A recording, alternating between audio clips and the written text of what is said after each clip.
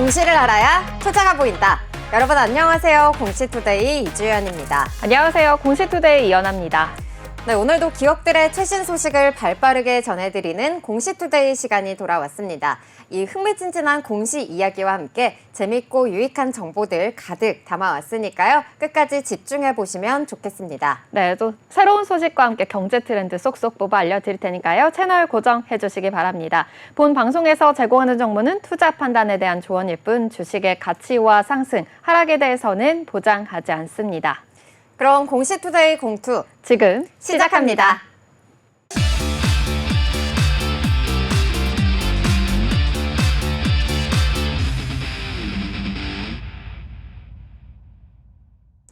네, 먼저 9월 26일 목요일 12시 구간 지나가고 있는 우리 시장 흐름 먼저 체크해 보도록 하겠습니다. 네, 먼저 간밤 미증시는 이 엔비디아와 그리고 테슬라의 상승으로 인해서 3대 지수 가운데서 나스닥만이 상승한 채 거래를 마쳤습니다. 8월 신규 주택 판매가 전월 대비 감소를 하면서 경기도나 우려감에 지수를 제한하는 모습이 나타났고요. 또 중국 정부의 이 부양책도 그 효과가 더 이어지지는 못했습니다. 아울러서 이 중동 리스크 점화에 따라서 이 국제 유가 하락 소식에 다우와 S&P 500은 장 초반의 사상 최고치를 또 한 번 경신하는 흐름에서 상승분을 반납한 채 숨고르게 하는 모습을 나타냈습니다. M7 종목 가운데서는 앞서 말씀드렸듯이 엔비디아와 그리고 테슬라만 상승하는 모습 보였는데요. 엔비디아는 2%대의 상승세를 보이면서 다시 한번 시총 3조 달러를 돌파하는 모습 나타냈고요. 테슬라는 3분기 인도량 증가 기대감이 이어지면서 1%대의 상승세를 보였습니다. 이어 장 마감 후에 이 마이크론의 실적이 발표가 됐는데요.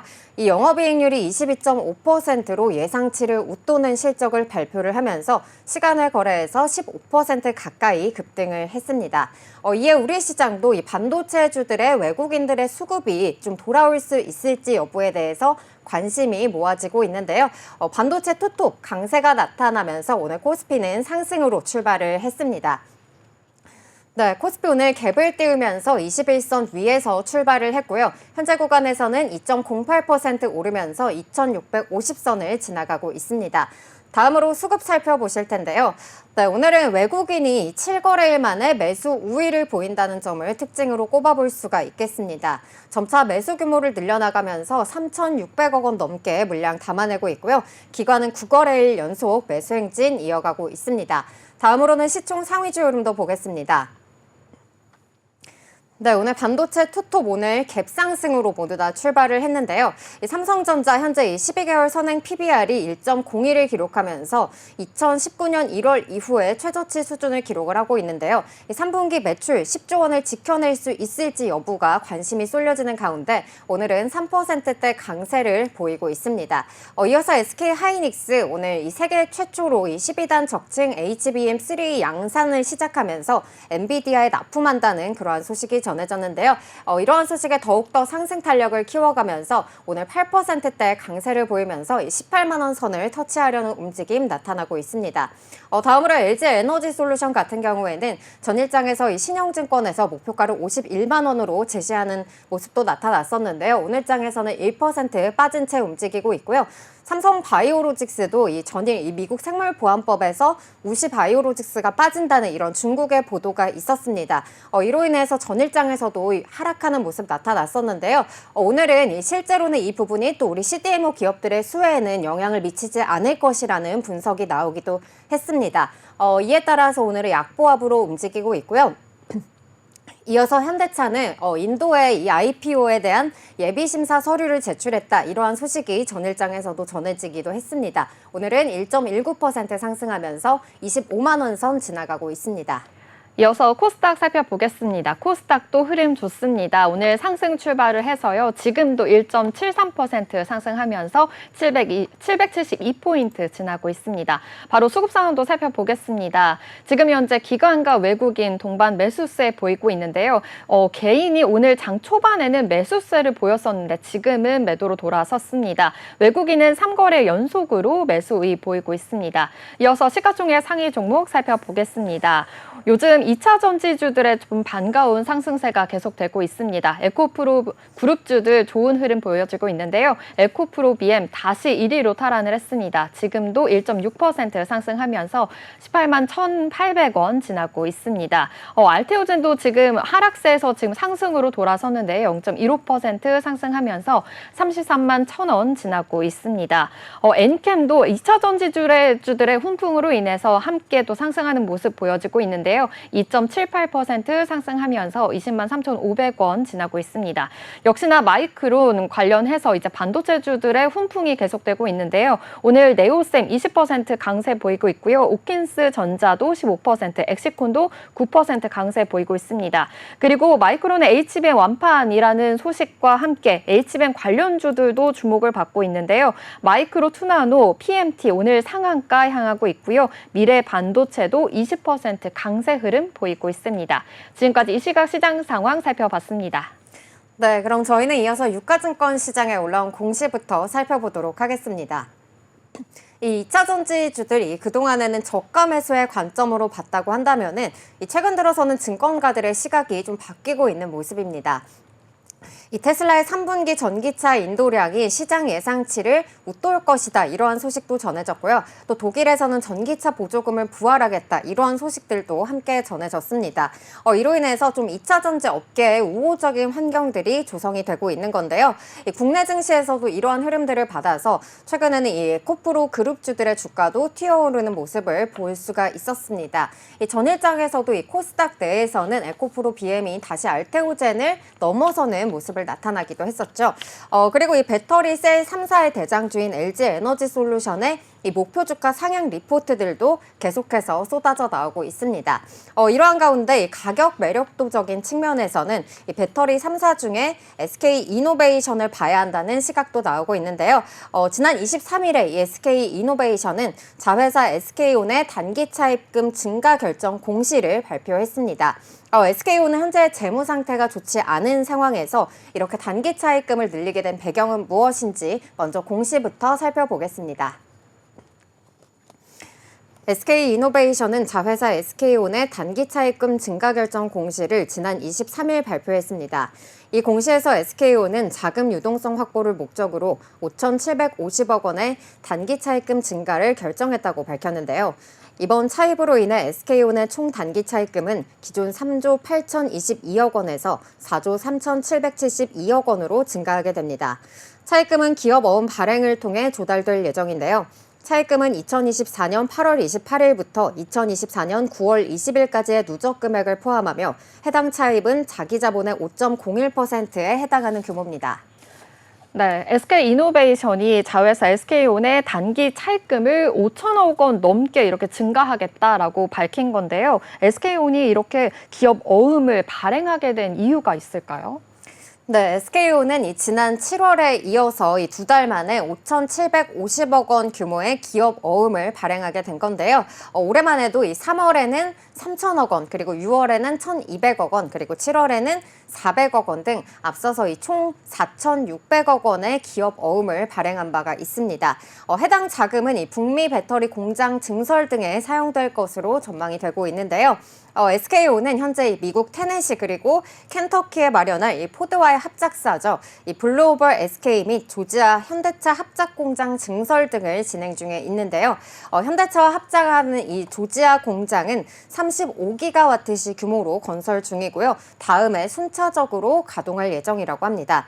한편 적극적으로 이 설비 투자에 나서고 있는 SK온은 올해만 7.5조 원을 투입할 예정인데요. 하지만 이 전기차 캐즘으로 2차 산업 전반이 좀 위축이 된 만큼 사실상 좀 이를 감당하기는 어려운 그러한 상황이어서 회사 측에서는 좀 다방면으로 자금을 확보해 왔습니다. 따라서 일각에서는 이 재무 부담에 대한 우려도 나오고 있는데요. 이번 어음 발행으로 이 SK온의 단기 차입금은 기존보다 15%나 증가를 한 데다가 또 SK온의 경영 계획에 따르면은 향후 이 11조 원의 투자금이 추가로 필요한 그러한 상황이라고 합니다. 모회사인 SK이노베이션과 또 이 알짜 계열사인 SKENS의 합병이 순조롭게 이루어진다고 한다면은 좀 당분간 자금에 대한 숨통이 트일 수는 있겠지만 이는 임시 방편에 불과하겠고요. 결국에는 이 실적의 향방이 중요하다고 볼 수 있겠습니다. 네, 그래도 희소식은 이 미국 공장에 내달부터 이 현대차 배터리 양산을 하겠다라는 이야기가 나온 건데요. 그렇다면 SK온이 좀 드디어 이렇게 적자의 늪에서 탈출할 수 있을지가 좀 기대가 모아지고 있는 것 같은데 적자 탈출할 수 있을까요? 네, 일단은 적자 전환, 적자에서 좀 흑자로 전환할 것이다 이런 분석들이 나오고 있긴 한데요. 23일 업계에 따르면은 이 SK온은 미국 법인인 SK배터리 아메리카가 10월부터 조지아주 2공장 라인 일부에서 이 현대차 배터리를 생산한다고 하는데요. 조지아주 2공장의 연간 배터리 생산 규모는 11.7기가와트시로 당초 미국 완성차 포드의 전기차용으로 운영되던 이 생산 라인 일부를 현대차용으로 전환하는 작업을 진행을 한 겁니다. 전기차 캐즘으로 좀 어려움을 겪었지만은 이번 라인 전환에 따라서 이 조지아주 2공장의 배터리 생산량이 좀 크게 증가를 할 것이다 이렇게 전망을 하고 있는데요. SK온의 최대 고객사인 현대차 그룹이 이 북미 전기차 시장에서 안정적으로 사업을 이어가고 있어서 수익 개선에도 큰 도움이 될 것이라는 분석들도 나오고 있습니다. SK온의 이 주력 고객사인 포드와 그리고 현대, 기아의 미국 내 점유율도 상승을 했는데요. 이 글로벌 자동차 조사 기업 이 켈리 블루북에 따르면요. 이 2분기 미국 전기차 시장에서 이 그림에서 보시는 바와 같이 이 포드 그리고 기아, 현대차의 판매량 기준 점유율은 각각 7.2% 그리고 5.4%, 5.1%로 2위에서 4위를 차지했고요. 3사 합산으로 17.7%로 역대 최고치를 기록했다고 합니다. SK온은 올해 상반기 국내외 배터리 평균 공장 가동률이 53%에 그쳤는데요. 2022년에는 86.8% 그리고 지난해에는 87.8%에서 좀 급감한 수치입니다.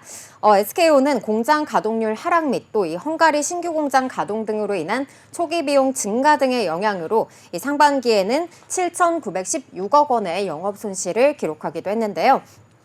하지만 현대차그룹은 이 조지아주 2공장에서 아이오닉 5나 또 아이오닉 9 등의 전기차를 생산할 계획이어서 이 현대차량 배터리 생산 증가에 따라서 SK온은 11개 분기 만에 적자를 탈출하고 또 흑자로 전환할 수 있을지 시장의 이목이 쏠리고 있습니다.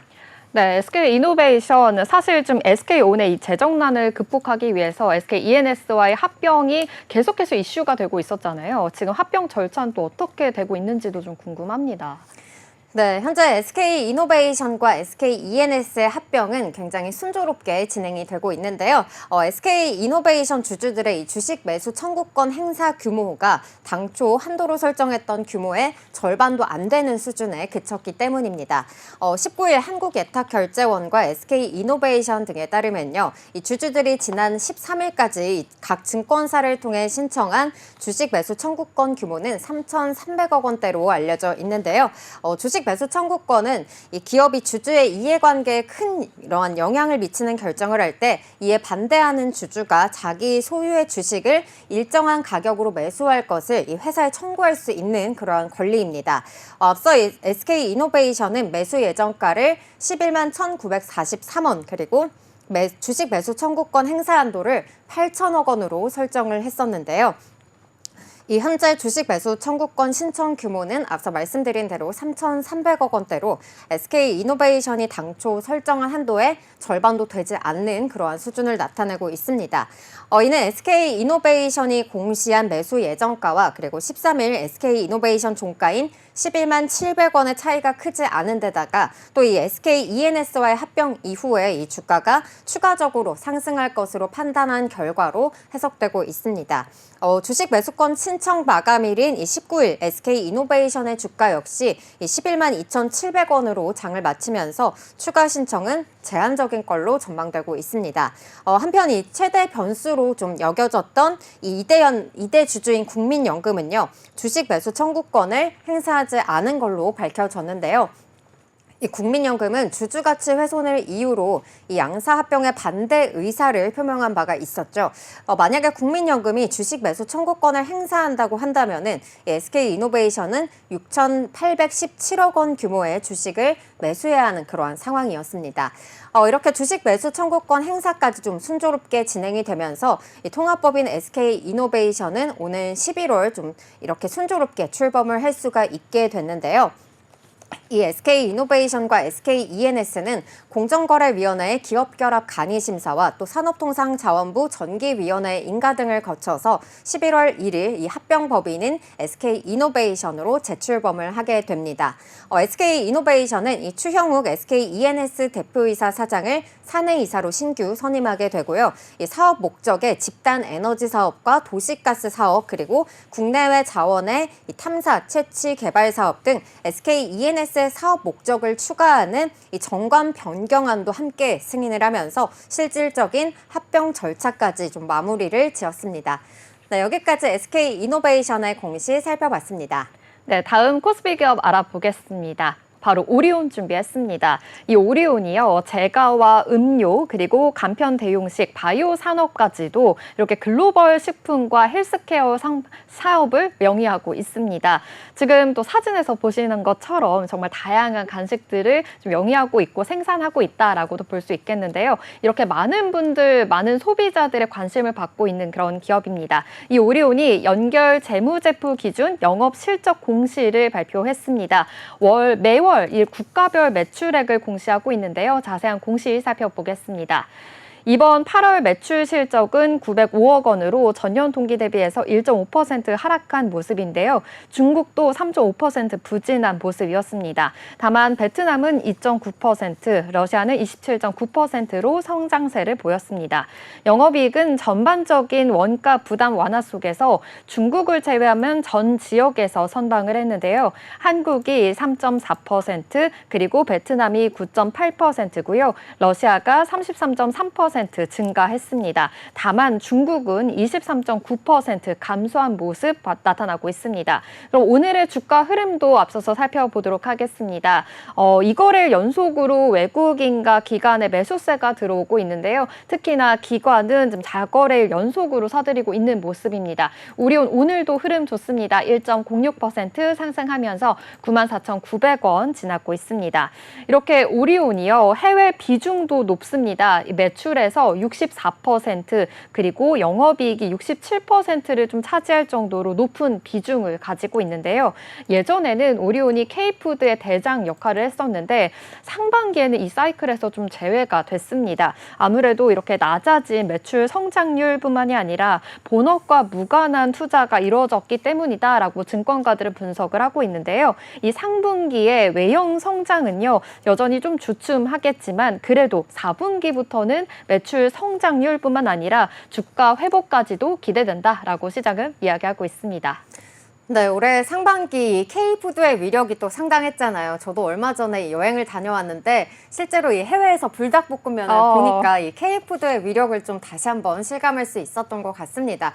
그렇게 이렇게 좀 K푸드 관련주들이 좀 다 잘 가는 모습을 보였었는데 좀 오리온은 소외됐다 또 이러한 평가를 받기도 했었거든요. 어떠한 이유 때문에 좀 이러한 평가가 나오게 된 걸까요? 네, 맞습니다. 이렇게 K푸드의 성장률은 좋았지만 이 오리온은 그 사이클에선 좀 제외됐다라고도 볼 수 있는데요. 중국에서 대형 유통업체와 온라인 벌크 채널 거래 중단으로 인한 이런 매출 공백이 있었기 때문입니다. 이 현지 법인에서는요, 상반기 내 채널별로 중개 판매상 전환을 완료할 계획이었지만 이 선정과 협상 과정을 거쳐야 하기 때문에 하반기까지 좀 이슈가 이어질 가능성이 높다라고도 이야기 나왔습니다. 투자자들의 좀 관심이 쏠렸던 연내 가격 인상 가능성도요, 좀 제한적으로 판단이 되고 있는데요. 경쟁 업체들이 이 코코아 가격 상승으로 인해서 초콜릿 가격을 좀 높이기도 했었는데 오리온은 이 출고량 중심으로 선장 판매를 좀 전략을 세운 만큼 수익을 올리지 않고 가격을 인상하지 않았습니다. 수익성 개선보다는 제품과 채널 경쟁력 강화에 따른 이 주요 법인의 성장, 매출 성장이 좀 더 필요하다라고 본 건데요. 계속해서 이렇게 해외 매출 상승 효과도 기대해 봐야겠다라고도 오리온은 밝히고 있습니다. 네, 앞서서 살펴봤듯이 러시아나 베트남 이렇게 굉장히 다양한 국가들에서 이 오리온이 자리를 잡으면서 또 소비자들의 사랑을 받고 있는데요. 해외에서 그렇다면 오리온을 좀 어떻게 바라보고 있는지도 궁금한데요. 네, 일단 오리온은요, 최근 베트남에 이어서 중국 법인에서도 배당금을 수령받았습니다. 중국 진출 29년 만에요. 펜 오리온 코퍼레이션은 이 올해 7월 30일에 오리온에 배당금 1,335억 원을 지급을 했습니다. 상반기에는요, 중국 내수시장 투자에 더불어서요, 본사에 이렇게 배당금을 지급을 하면서 수익을 실현했다라는 분석이 나오고 있는 건데요. 중국 법인은요, 오리온의 핵심 사업부입니다. 이 오리온은 1993년에 베이징 사무소를 개설을 했고요. 1997년에 베이징 인근의 허베이성 랑팡에 이 현지 생산 기지를 구축을 했습니다. 본격적으로 좀 중국을 공략했다라고도 볼 수 있겠습니다. 또 지난해에는 국내 식품업계 최초로 중국 시장에서 매출 1조를 열면서 이 매출 시대 1조 시대라는 이야기까지 나오고 있는 상황이고요. 다음엔 이 생양 공장을 가동하면서 동북 삼성의 진출에 좀 박차를 가하고 있는 상황입니다. 특히나 이 오리온은요, 중국의 다양한 민족과 소비 계층을 좀 존재한다는 것을 초점에 맞춰서요, 음식에 대한 기호와 이 성향들을 좀 고려해서 다양한 전략을 또 펼치고 있습니다. 제품 개발과 또 마케팅 전략 시행 시에 충분한 준비 과정을 거쳐서요, 이 단계적으로 공략을 했고요. 맛 개발에 있어서도 철저히 현지화 전략을 사용했습니다. 중국에서 이 초코파이 이름이 좋은 친구라는 뜻에서 하오리우를 사용했는데요. 또 오리오는 이 중국 시장 진입을 위해서 현지화 전략으로 이 컬러 마케팅도 선택을 했습니다. 아무래도 붉은색을 좋아하는 중국인이만큼 이 파란색의 패키지였던 이 초코파이를요, 붉은색 패키지로 선택을 했고요. 한국에서만 있는 이 정이라는 이 한자도요, 이 공자 사상을 맞춰서요, 인으로 브랜딩화했습니다. 그리고 이러한 전략들도 먹혔다라는 것을 확인해 볼 수 있었고요. 1997년 이 중국 시장에 좀 처음 진출한 초코파이가요, 2년 만에 이 파이와 케이크류 분야에서 1위를 차지하는 등 지금 20년 넘게 이렇게 중국인들의 대표 간식으로 자리 잡았다고 합니다. 그리고 2006년에는요, 호치민 미프 공장을 건설을 해서요, 베트남 진출도 본격화했습니다. 2009년에 하노이의 제2공장을 가동할 정도로 굉장히 입지를 강화했다라는 점을 확인해 볼 수 있었는데요. 신규 거래처를 적극적으로 발굴을 하고 있고요. 대량 구매에 대한 수요도 큰 만큼 그 B2B 거래가 계속해서 판매를 추진하고 있다라고도 볼 수 있겠습니다. 이 영업력에도 계속 강화에 집중하고 있고요. 2005년 설립 이후에 2022년부터 2년 연속으로 매출이 4천억 원을 돌파했다고 합니다. 이렇게 베트남 파이 시장에서 초코파이는요, 70% 가까운 점유율을 보이고 있고요. 또 베트남이 동남아에서 유일하게 유교 국가인 만큼 한국 정서와 좀 비슷하다는 점도 주목을 받았습니다. 이 초코파이 제품 포장에 이 정과 유사한 뜻을 지닌 이 베트남어 띵을 넣었고요. 현지인들에게 좀 친근하게 다가가는 데 성공했다고 합니다. 또 지금 사진에서 또 보시는 것처럼 베트남의 제사상에도 올라갈 만큼 좀 초코파이를 귀하고 인기 있는 제품으로도 볼 수 있겠는데요. 소비자들의 요구에 따라서 이 설날 시즌에 맞춰서는요, 파이 선물 세트를 제작하는 등 좀 베트남 시장의 흐름을 읽고 이에 대한 피드백으로 제품 개발에 계속해서 지속적으로 반영을 하고 있다라는 점도 파악해 볼 수 있었습니다. 이외에도 미국에서는 지금 꼬부칙도 열풍이었는데요. 이렇게 여러 판매점에서 입점해 있을 만큼 또 초코파이뿐만 아니라 꼬부칙까지 정말 글로벌한 제품들이 많다라는 점도 포착해 보시기 바랍니다. 네, 앞서서 살펴봤듯이 베트남에서 제사상에 올라가기도 하고 이 중국인들이 또 20년간 좀 이렇게 좋아하는 그러한 대표 간식으로 자리 잡았다는 점이 굉장히 좀 놀라운데요. 이렇게 초코파이의 좀 대단한 인기를 좀 실감을 해볼 수가 있었습니다. 그리고 오리온이 이렇게 스낵 그리고 식품 쪽뿐만 아니라 사실은 요즘에 바이오 사업으로도 좀 주목을 받고 있잖아요. 이 리가캠 바이오가 오늘도 2%대 강세를 보이고 있는데요. 이 바이오 사업을 추진해서 또 미래의 성장 동력을 확보해 나갈 계획도 밝혔습니다. 이 계획은 어떻게 되는 걸까요? 네, 맞습니다. 바로 올해 초였는데요. 오리온이 리가켄바이오 지분 25.73%를 인수해서요. 오리온홀딩스, 오리온, 펜오리온, 그리고 리가켄바이오 이렇게 지배 구조를 구축을 했습니다. 바이오 기업 리가켄바이오의 주가 상승이 지속이 되면서 오리온도 지금 한박 웃음을 짓고 있는 상황인데요. 해외 자회사 펜오리온을 통해서 리가켄바이오를 인수한 이 오리온은요. 오너 3세 상무를 리가켄바이오 사내 이사에 앉혔고요. 그룹 차세대 먹거리로 바이오를 낙점한 겁니다. 리가켄바이오에 대한 긍정적인 전망이 나오면서 관련 사업에도 지금 청신호가 켜진 상황입니다. 사실 오리온의 리가켄바이오 지분 인수를 두고 시장은 좀 의무심이 컸는데요. 아무래도 오리온의 본업과 또 비식품 사업인 바이오 산업의 시너지가 과연 있을까라는 우려가 컸기 때문입니다. 투자 심리에 의해서 좀 부정적인 영향을 주기도 했었는데요. 리가켄바이오는 2019년을 제외하고 사실은 10년간 적자를 기록을 하고 있습니다. 이렇게 인수 공시 직후에는 오리온 주가가 하루에만 17% 급락하기도 했고요. 리가켄바이오도 4% 하락을 맞으면서 투자자들의 좀 불안이 더 반영이 됐다라는 점을 확인해 볼 수 있었습니다. 하지만 인수 이후에 리가켄바이오에 대한 긍정적인 요소들이 계속해서 주목을 받고 있는 상황이고요. 아무래도 미국의 금리나 수혜주로 부각이 되면서 바이오 산업들의 호황기로 인해서 리가켄바이오도 주가 상승이 계속해서 되고 있는 상황입니다. 내년에는 이렇게 글로벌 임상 진입까지 이어지면서 호재로 적용이 되고 있는데요. 처음에 말씀해 주셨지만 리가켄바이오 오늘 주가 흐름도 한번 살펴보도록 하겠습니다. 지금은 현재 2% 넘게 또 상승하면서 102,600원 지나고 있는 상황입니다.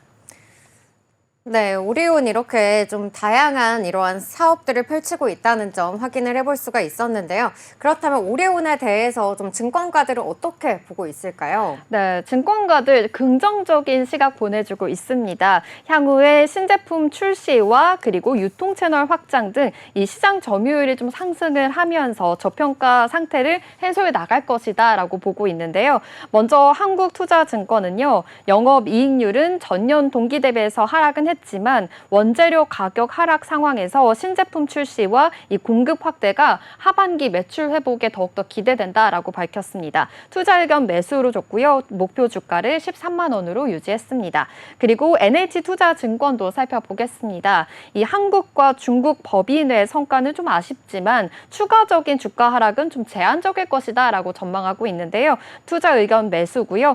목표 주가도 13만 원으로 유지했습니다. 마지막으로 신한투자증권도 살펴보겠습니다. 이 4분기부터 회복될 매출에 좀 주목할 필요가 있다라고 보고 있는데요. 현 주가도 이 PER 대비해서 9배 수준으로 좀 과도하게 저평가된 상태다라고도 이야기 나왔습니다. 투자 의견은 매수고요. 목표 주가는 12만 8천 원을 유지했습니다. 지금까지 오리온에 대해서 알아봤습니다. 네, 그럼 저희는 이어서 지금까지 살펴본 코스피 시장에 대한 공시 요약해 보도록 하겠습니다. 먼저 SK이노베이션의 공시 요약입니다.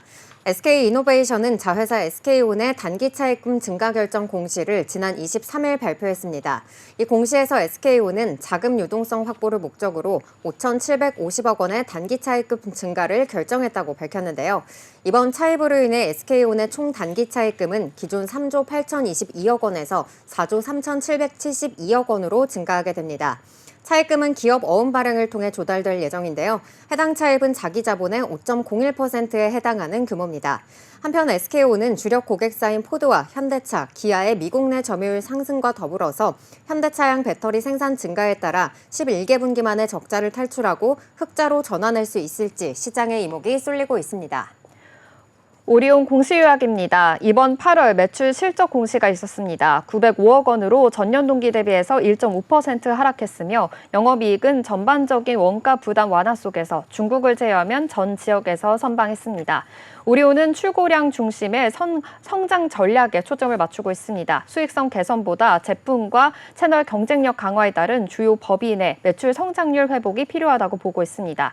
올해 초 오리온은 리가켄바이오 지분 25.73%를 인수하면서 오리온 홀딩스, 오리온, 펜오리온, 리가켄바이오의 지배 구조를 구축했습니다. 인수 이후에 리가켄바이오에 대한 긍정적인 요소들이 주목을 받으면서 주가 상승이 이어지고 있습니다. 미국 금리 인하로 바이오 업계에 대한 전반적인 기대감이 확대된 점과 내년 글로벌 임상에 진입하면서 호재로 적용되고 있습니다. 네, 그럼 이어서 코스닥 시장에 올라온 공시도 살펴보도록 하겠습니다.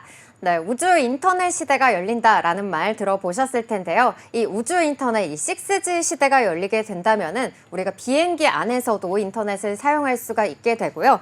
그리고 또 위험한 산악 지역이라든지 또 통신망이 잘 닿지 않는 곳까지도 이렇게 인터넷을 좀 원활하게 사용할 수 있게 된다고 합니다. 이러한 것은 바로 적외도 인공위성 덕분이라고 할 수가 있겠는데요. 이 기존의 인공위성보다 지구에서 가까운 곳에 많은 양을 쏘아 올려서 이 지구 곳곳에 통신망을 구축하는 거라고 볼 수가 있겠습니다. 아마존이나 이 스페이스X 그리고 원앱 같은 이 글로벌 빅테크 기업들은 이 적외도 인공위성 시장 선점을 위해서 좀 이미 발빠르게 사업에 뛰어들었는데요. 이렇게 적외도 인공위성과 또 이 지구를 연결하는 것이 또 굉장히 중요하겠죠. 이로 인해서 안테나 시장도 점점 커질 것이라고 하는데요. 이와 관련해서 인텔리안테크에서 이 지상용 게이트웨이 안테나 공급 계약 소식을 발표했습니다. 그럼 먼저 공시부터 살펴보시고 자세한 이야기 이어나가겠습니다. 인텔리안테크는 890억 5,528만 원 규모의 그라운드 게이트웨이 안테나 공급 계약을 체결했다고 지난 23일 공시했습니다. 계약 금액은 최근 매출액 대비 29.19%로 계약 기간은 2024년 9월 23일부터 2026년 10월 11일까지입니다. 계약자는 계약 상대방의 비밀 유치 요청으로 공시가 유보됐습니다. 네, 이렇게 우주 인터넷 시대가 열리면서 안테나 시장이 더욱더 진짜 활성화가 될 것이다라고 말씀해 주셨는데요. 인텔리안테크 다양한 안테나 포트폴리오를 보유하고 있는 것으로 알려졌는데 이 게이트웨이 안테나는 어떤 제품일까요? 네, 이 게이트웨이 안테나는요, 이 적외도 인공위성과 그리고 데이터 센터 사이에 통신을 지원하는 그러한 장치입니다. 적외도 인공위성 통신 사업을 영위하는 기업들이 주요 고객층인데요.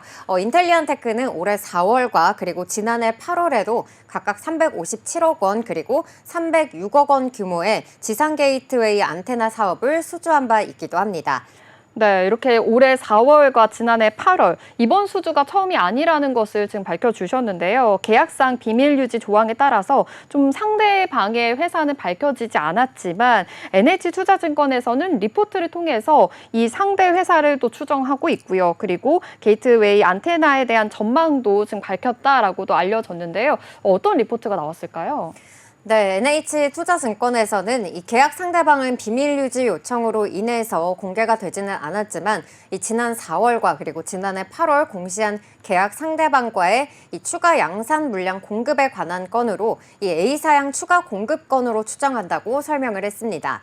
이어서 게이트웨이용 안테나 매출은 2024년 약 300억 원에서 2025년 1,000억 원 이상으로 증가할 전망으로요. 이 기존의 중궤도 그리고 정지궤도 위성통신 사업자들의 이 저궤도 시장 진출도 확대가 되면서 인텔리안테크의 평판형 안테나와 그리고 게이트웨이용 안테나 고객사 지속 확대가 기대된다면서 이에 이 저궤도 안테나에 이어서 게이트웨이용 안테나 시장에서도 주요 사업자로 성장할 전망이라고 밝히기도 했습니다. 아울러서 이번 수주와 더불어서 6월부터 본격적으로 양산을 시작한 이 평판형 안테나 매출 또한 크게 증가할 것으로 기대가 되고 있어서 2025년 이 저궤도 관련 사업 매출은 기존 사업 매출을 큰 폭으로 상회할 전망이다라고 밝혔고요. 또 연내 개발 예정인 이 전 세계 해상 조난 및 안전 시스템 이 GMDSS 매출 또한 이 내년 실적에 기여할 것이다라고 언급을 했습니다. 네, 이 평판형 안테나 지금 6월부터 본격적으로 양산에 들어간 만큼 매출 또한 기대해봐도 좋을 것 같은데요. 이 평판형 안테나가 어떤 건지 지금 이 사업이 어떻게 진행되는지도 좀 궁금합니다. 네, 평판형 안테나는요, 이 기존 접시 파라볼릭 안테나와는 달리 납작한 형태를 가지고 있습니다. 이 저궤도 위성통신을 활용한 이 우주 인터넷 시대에 주목받는 제품인데요. 이 주변 환경에 영향을 덜 받고요. 또 이 무게가 가볍다는 그런 특징이 있습니다. 인텔리안테크의 또 다른 신사업인 평판 안테나 사업도 순항 중인데요. 인텔리안테크는 올해 6월에 이 영국의 우주 인터넷 전문 기업인 원앱에 공급할 평판 안테나를 처음으로 출하를 했습니다. 일론 머스크의 스페이스 X에 이어서 이 세계에서 두 번째로 이 저궤도 위성용 평판 안테나 양산에 성공을 한 건데요. 원앱은 이 현재 평판 안테나의 각 지역별 안정성 테스트를 진행하고 있고요. 이 테스트가 성공적으로 마무리된다고 하면은 추가 수주가 본격적으로 이루어질 것이라고 전망하고 있기도 합니다.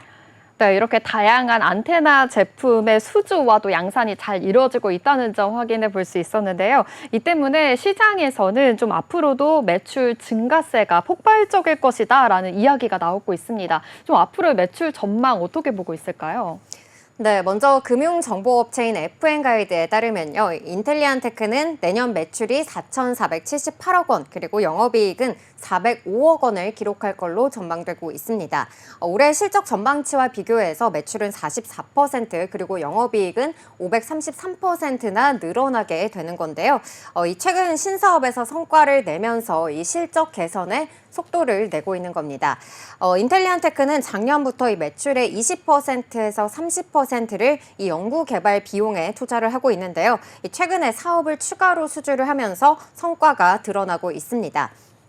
이 NH투자증권에서는 그간 이익 성장에 좀 발목을 잡았었던 연구개발비는 이 차세대 저궤도 제품 그리고 평판 안테나 및 이 게이트웨이용 안테나 개발이 완료되면서 감소 추세로 접어들었다고 밝혔는데요. 실제로 이 인텔리안테크는 지난해 연구개발 비용으로 이 전체 매출액의 18.5%에 해당하는 564억 원을 투자했고요. 올해 상반기에도 연구개발비로 매출액의 31% 수준인 370억 원을 투자한 걸로 나타났습니다. 내년에는 이 그간의 투자 성과가 좀 실적으로 드러날 것이다. 이러한 기대감이 더해지고 있는 겁니다. 현재 인텔리안테크는 이 세계 해상용 안테나 시장에서 점유율 1위를 기록하고 있는데요. 지난해 매출의 3분의 2가 이 해상용 안테나 사업에서 나왔지만 이 신사업인 평판 안테나와 그리고 게이트웨이 안테나를 필두로 해서 점차 지상 사업 매출이 확대가 되고 있다고 합니다. 이로 인해서 저궤도형 평판형 안테나 사업과 더불어서 이 게이트웨이용 안테나 사업 또한 이 동사의 주요 사업으로 자리매김할 것이다라는 전망도 나오고 있습니다. 네, NH투자증권의 전망 살펴봤는데요. 그래도 목표 주가는 따로 제시하지는 않았습니다. 그런데 이 메리츠 증권에서는 구체적인 목표가가 나왔다라고 봤거든요. 이 메리츠 증권의 리포트 내용도 전해주시죠. 네, 이 메리츠 증권은요, 이 지난 22일 인텔리안테크에 대해서 이 글로벌 위성통신 시장 성장에 이 직접적인 수혜가 예상된다면서 이 투자 의견은 매수 그리고 목표 주가는 8만 5천 원을 제시했습니다. 메리츠 증권에 따르면은 이 인텔리안테크는 글로벌 저궤도 그리고 중궤도 사업자들의 핵심 안테나 공급업체로 부각이 되면서 2021년부터 2023년까지 각각 25.3% 그리고 73.5%, 27.4% 이렇게 큰 폭의 외형 성장을 기록했다고 밝혔습니다. 한편 올해 연결 기준 매출액은 전년 대비 2.4% 줄어든 2,979억 원, 그리고 영업이익은 85.6% 줄어든 15억 원을 예상을 한다면서 다소 좀 부진한 실적이 예상된다고 밝혔는데요. 다만 2025년부터는 이 주요 글로벌 위성통신 고객사들의 사업 확대로 인해서 실적이 성장될 것이라고 전망을 했습니다. 내년 매출액은 이 전년 대비 46.7% 증가한 4,638억 원, 그리고 영업이익은 무려 2,988.3% 늘어난 476억 원으로 예측을 하면서 이 글로벌 탑티어 경쟁력을 입증할 것이다라고 말하기도 했는데요. 특히나 해상용 위성통신 안테나 매출이 10.3% 늘어난 1,307억 원, 그리고 지상용 위성통신 안테나 매출이 122.4% 증가한 2,327억 원을 기록할 것이라고 내다봤습니다. 그리고 이 신제품인 평판 안테나와 그리고 게이트웨이 안테나 매출액은 전년 대비 각각 28.1% 그리고 167.2%의 고성장이 기대가 된다면서 이 주요 신제품 개발이 완료되면서 2025년부터 판관비 효율화가 기대된다고 전망하기도 했습니다. 여기까지 인텔리안테크의 공시 살펴봤습니다. 네, 그럼 이어서 다음 코스닥 기업 알아보겠습니다.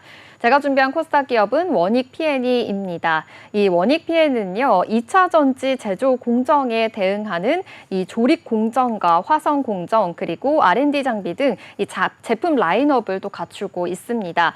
1999년 창립 이래 꾸준히 배터리 충방전에 대한 개발을 지속해 오면서 끊임없이 성장을 하고 있는데요. 국내는 물론이고요, 전 세계 글로벌 네트워크를 구축하고 있습니다. 또 배터리 연구 장비와 생산 설비 그리고 전기차 충전 인프라, ESS에 이르기까지 다양하게 사업 영역을 확대하고 있는데요.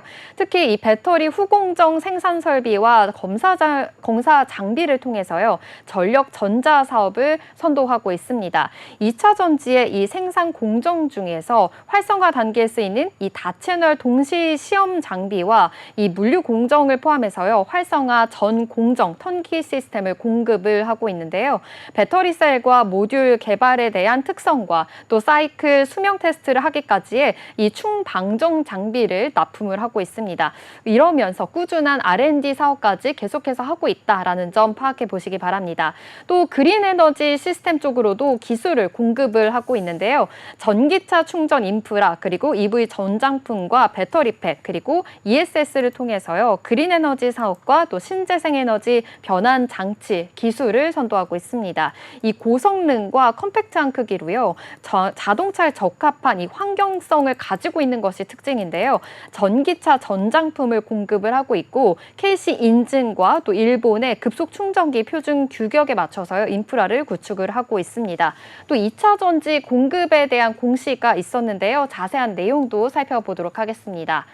원익 P&E가 이 유럽 배터리 공급사와 2차 전지 제조 장비 공급 계약을 체결했습니다. 공시에 따르면 계약 금액은 689억 5천만 원으로 이는 매출액 대비해서 23.87%에 해당하는 규모입니다.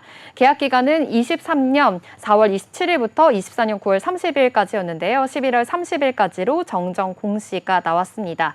또 지난 22년 12월 26일에 공급 계약 소식이 있었는데요. 역시나 2차 전지 제조 장비 공급 계약 체결 공시였습니다. 계약 금액은 680억 원이었는데 매출액 대비해서 30.55%입니다. 고객사 요청에 따라서 11월 30일까지로 정정 공시가 또 나왔습니다. 네, 원익 P&E 전기차 충전기 관련주로도 이렇게 좀 주목을 받고 있는데요. 최근에는 이 6거래일 연속해서 좀 주가가 오르는 모습을 보이고 있습니다. 어떠한 좀 호재가 있었을까 좀 궁금해지는데요. 이렇게 주가가 강세를 띠는 이유는 어떤 걸까요? 네, 맞습니다. 이렇게 주가가 6거래 연속으로 또 상승세 보이기도 했는데요. 자세한 주가 흐름도 한번 살펴보도록 하겠습니다.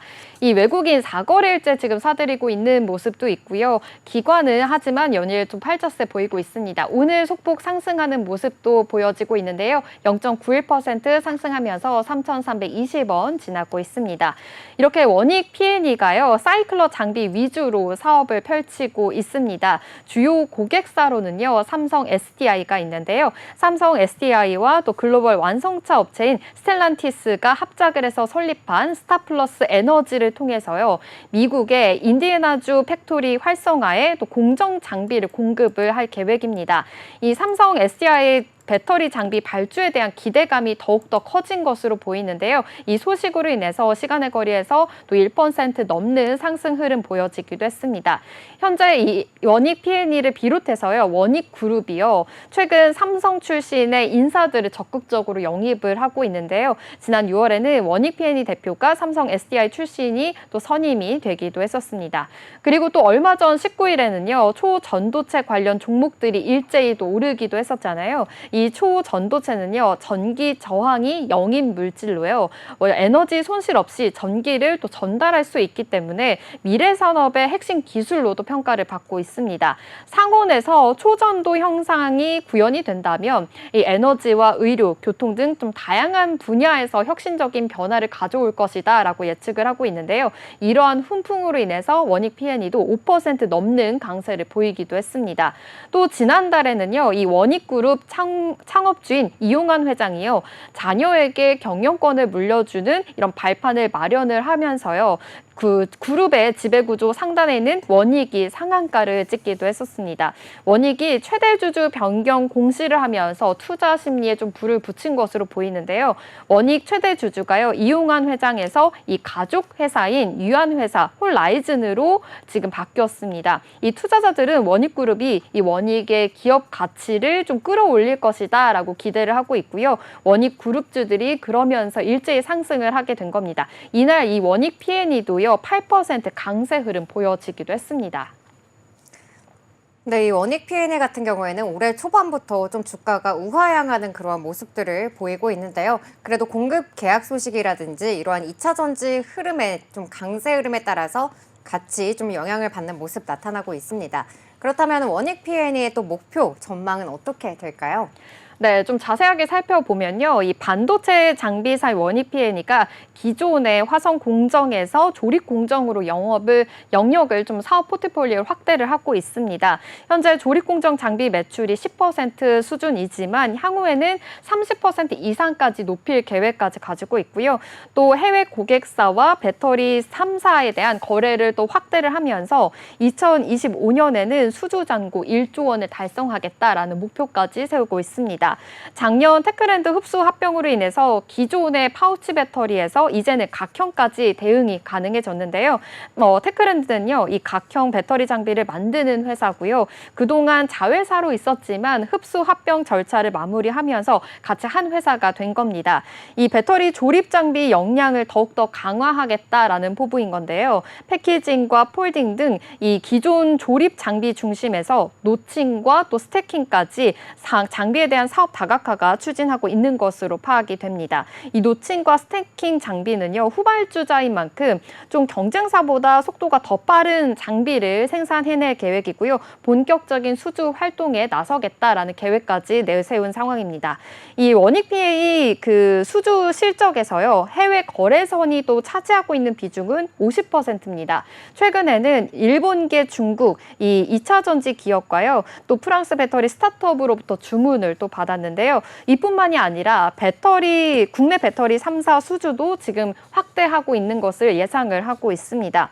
삼성 SDI와 또 SK온 등 이 배터리 기업에서의 미국 공장 증설 일정에 따라서요, 대규모 발주가 지금 예상되고 있는 상황입니다. 네, 이렇게 수주에 대한 기대도 또 늘고 있고, 그리고 포트폴리오도 확대가 되고 있는 만큼 이 매출도 좀 기대가 되고 있는데요. 그러면 이번에 매출은 또 어떻게 좀 나왔을까요? 네, 원익 PA 매출 좀 좋은 흐름 보여지고 있습니다. 작년 상반기 대비해서 올해 동기간 에너지 업체 중에 매출 증가율이 가장 높은 곳이다라는 기사가 나왔는데요. 이 회사의 반기 보고서에 의하면요, 작년 상반기에 455억 원 매출을 올렸었는데 올해 동기간 896억 원으로 매출 체격이 좋아졌습니다. 그리고 최근 1년 새에 또 매출 증가율만 봐도요, 96.8%로 회사 덩치가 굉장히 커졌다라고도 볼 수 있겠습니다. 또 회사는요, 최근 2030년까지 장기 비전을 설정을 했는데요. 중간 기착점인 내년과 내후년에는 수주 잔고가 각각 8천억 원 그리고 1조 원까지 늘리는 것이 목표다라고 이야기했고요. 2025년에는 5천억 원의 그 매출 달성을 좀 가능하도록 하겠다라는 계획까지 세웠습니다. 지금까지 원익 P&E에 대해서 알아봤습니다. 네, 그럼 저희는 지금까지 살펴본 코스닥 기업들에 대한 공시 요약해 보도록 하겠습니다. 먼저 인텔리안테크 공시 요약입니다. 인텔리안테크는 890억 5,528만 원 규모의 그라운드 게이트웨이 안테나 공급 계약을 체결했다고 지난 23일 공시했습니다. 계약 금액은 최근 매출액 대비 29.19%로 계약자는 계약 상대방의 비밀 유지 요청으로 공시가 유보됐습니다. 한편 인텔리안테크는 평판 안테나와 게이트웨이 안테나 신사업에서 성과를 내면서 내년 폭발적으로 매출이 증가할 것이라는 분석이 나오고 있는데요. 메리츠증권에 따르면 내년 매출액은 전년 대비 46.7% 증가한 4,638억 원, 영업이익은 2,988.3% 늘어난 476억 원으로 전망하고 있습니다. 원익 P&E 공시 요약입니다. 2차 전지 제조 공정에 대응하는 조립 공정, 화성 공정, R&D 장비 등의 제품 라인업을 갖추고 있습니다. 국내는 물론이고 전 세계적으로 또 글로벌 네트워크를 구축하고 있으며 배터리 연구 장비와 생산 설비, 전기차 충전 인프라, ESS까지 이르기까지 다양하게 사업 영역을 확대하고 있습니다. 원익 P&E가 유럽 배터리 공급사와 2차 전지 제조 장비 공급 계약을 체결했습니다. 공시에 따르면 계약 금액은 매출액 대비 23.87%에 해당하는 규모로 계약 기간은 2024년 11월 30일까지입니다. 회사는 최근 2030년까지 장기 비전을 설정했습니다. 중간 기차점인 내년과 내후년에는 수출 잔고가 8천억 원 그리고 1조 원까지 늘리는 게 목표고요. 2025년까지 5천억 원 매출 달성을 가능하게 할 것이다 라고 밝혔습니다. 네, 오늘 준비한 공시투데이는 여기까지입니다. 오늘 전해드린 기업 공시와 소식들 여러분의 투자에 도움이 되셨으면 좋겠고요. 내일은 더욱더 유익한 내용으로 찾아뵙도록 하겠습니다. 네, 공시투데이 다시 보기는 네이버와 유튜브 채널을 통해 가능합니다. 본 방송에서 제공하는 정보는 투자 판단에 대한 조언일 뿐 주식의 가치와 상승, 하락에 대해서는 보장하지 않습니다. 그럼 오늘도 성공 투자에 한 걸음 더 나아가시길 바라면서 공시투데이는 내일 12시에 계속됩니다. 시청해주신 여러분 고맙습니다.